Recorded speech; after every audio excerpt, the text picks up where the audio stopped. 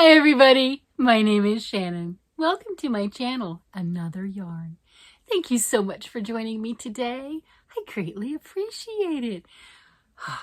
Oh my gosh, we are on to the dawning of a new series. Yeah, I know, and it's on the wrong day.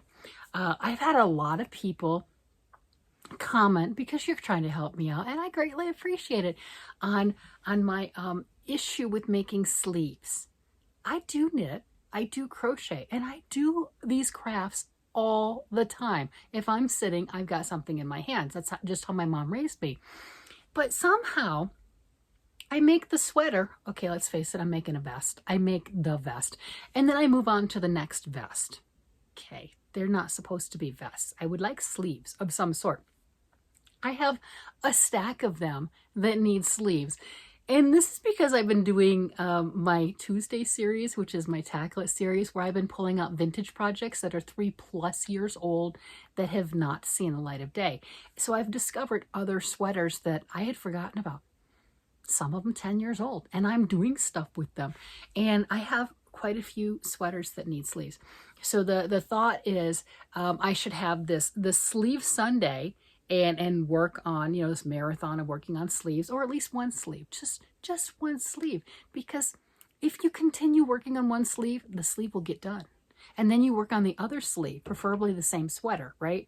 I have quite a few sweaters. I claim 7 of them. I have more. Yes, I have more on the needles.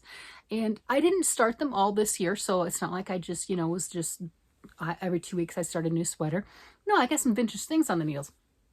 Yeah, to include what I'm talking about right now is made with this beautiful brown yarn, this Patton's Classic Worsted Wool yarn.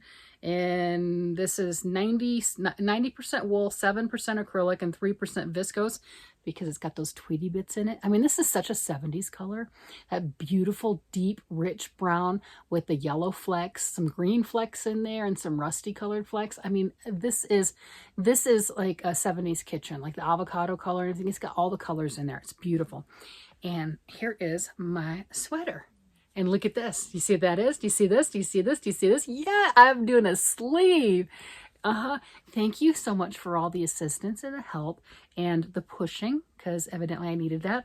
And one of the comments is like, okay, just take one day and put your sweaters on needles.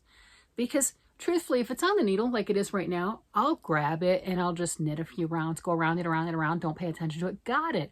And it's more chance of it getting done. Well, I had gone through a marathon of working on my sweaters, and I had a bunch of vests, right? I had a bunch of things finished, and I got that waist done, and I really pushed for it. Well, I didn't have needles on the sleeves. So then they've languished literally for weeks because, I don't know, I didn't want to put the sleeves on the needles, which is weird. So that was a good idea. I had 2 sweaters. I had this one in my boho sweater.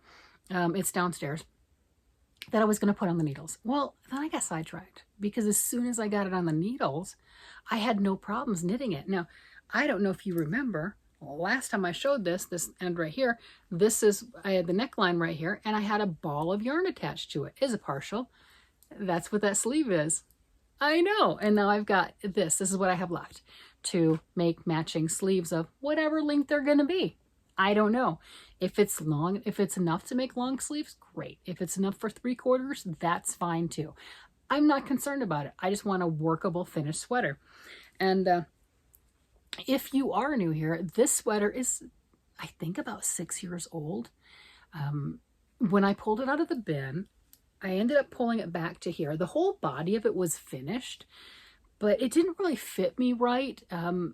When I had originally made it, I had a lot of decreases, and I decreased down to like here, which that's way past the waist. I'm like, that's, I'm going back out at that point, and didn't want to pull it out at the time. Well, it's been years. So I ripped that on out, ripped it out all the way up to the marker, re-knit all of that.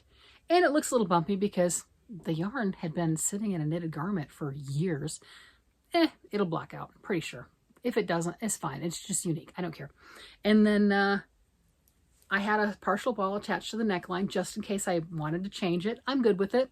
There we go. Partial sleeve. Ta-da! And this is, again, one of my 6-year-old projects. So if you have some things, maybe you don't have things languishing as long as I have, but maybe you do. If you have not pulled them out and reclaimed the yarn, there's a chance it could get done. I mean, do you have things that you're like, I'll never finish that? It's 6 years old and it's getting some love. Look at that. It is now officially past the point where I had originally found it, because, you know, ripping all of that out and re-knitting it, well, it was knit to that length. I just added more to it. And I did add it. I did make it longer also. From here to the ribbing was about the yarn that I had. So it was too short for one thing, and it was just a little bit too tight on, I have ample hips. Yes. So it's a little too tight for the ample areas, right? I mean, you know, just, that's okay. Childbearing hips is what my mom called them. Yep, she always did. So look, it's growing. Here you go. And it's just going to be such a warm, comfortable, cozy sweater. And I'm really looking forward to that as, like I said, one of my 7. I have my magnificent 7. And I mean by that is 7 sweaters that I've got going at one time.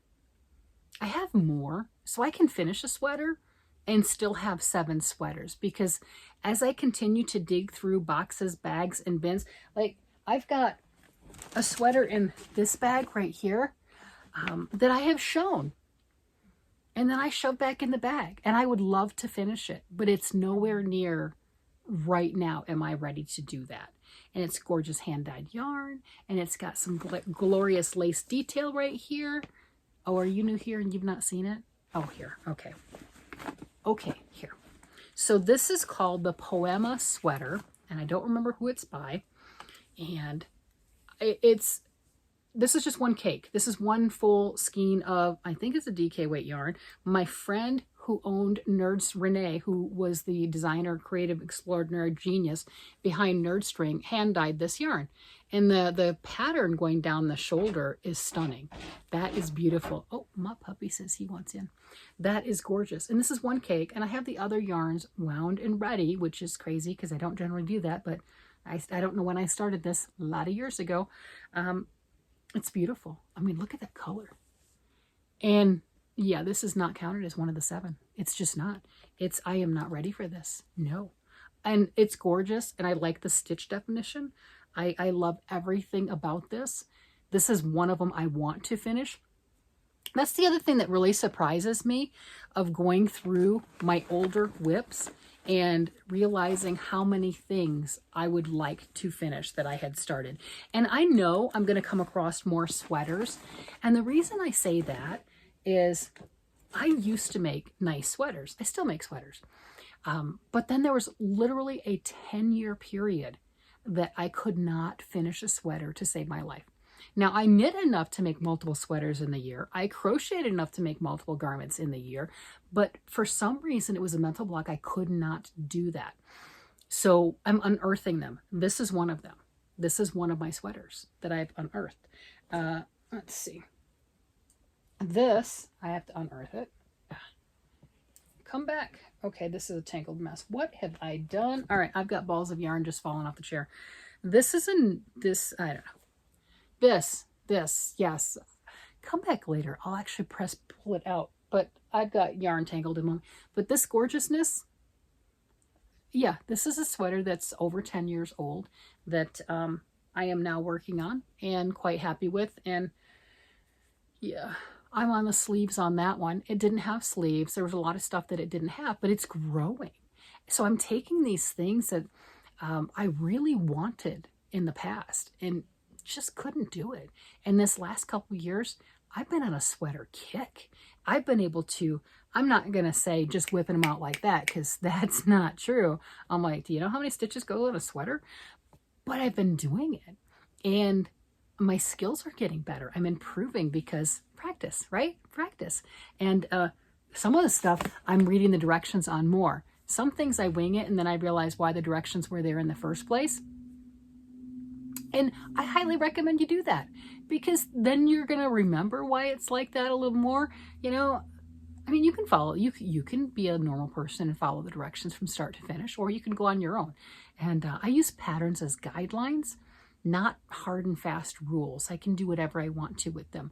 And sometimes that bites me in the backside, and sometimes I'm quite pleasantly surprised. Yeah, that's a good way to put it. But that really fits in with my theme for this year. You know how sometimes we make up our own themes, or we have our goals and things that we want to work with? My theme this year is the year of the failure. And it's kind of tongue in cheek. And the only reason I say it like that, and it's definitely not negative, is if you never try, you will never fail, but you will also never succeed.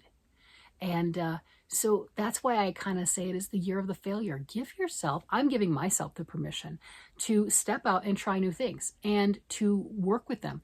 And if it works out, fantastic. And if it doesn't and it's a failure, it's yarn.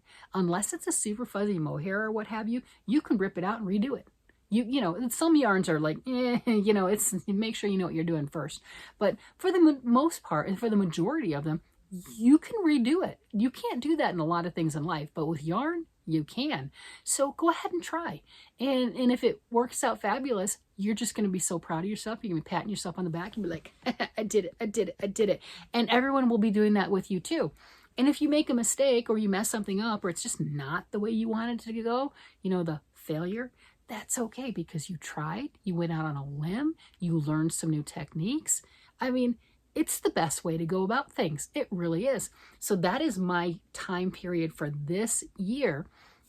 And I'm just jumping on board and trying different things and working with things and picking up stuff that I might have pushed off previously. You know, like the sweaters, like, I don't want to finish. I'll just rip it out and reuse the yarn for something else.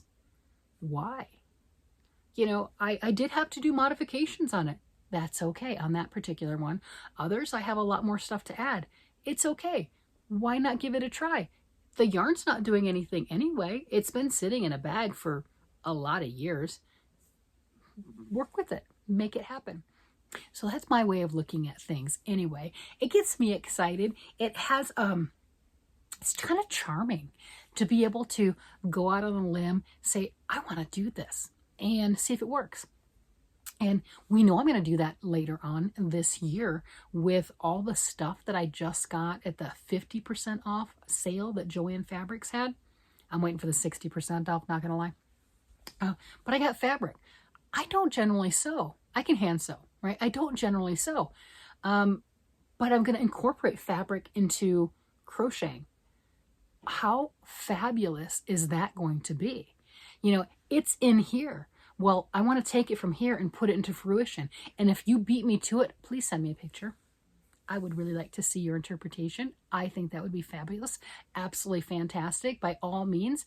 Oh yeah, for the person who hasn't seen this and doesn't know what I'm talking about, I got some fleece fabric. All right, Joann Fabrics, you know, it's on sale and everything. And I'm going to cut holes. I'm going to cut it into squares and crochet around it, kind of like what people do with the kitchen towels, right? You know, poke holes in it and then crochet around it and use that square and then also make crocheted squares and make a blanket with mixed in with fabric squares and crocheted squares.